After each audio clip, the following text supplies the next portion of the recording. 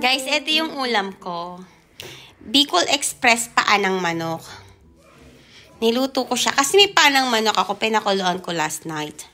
Super mega lambot as in you can see. So, ayoko naman i-adobo, no? So, Bicol Express ko siya. O, diba? Paanang manok. At, meron pa tayong ukoy. O, as in, small little tiny shrimp. Inano ko lang yan. 3 egg, duck egg. Tapos cornstarch. Tapos seasonings. What I meant is salt and pepper. And chili flakes. Kasi I like spicy, no? So, ayan. An onion. Yan lang. And then, deep fry ko. Okoy at Bicol Express. Oh, ang sarap ng aking lunch and dinner. And pang 2 araw ko na ata 2 or 3. We'll see. Masarap ito sa suka. Maraming sibuyas na maanghang. Yum.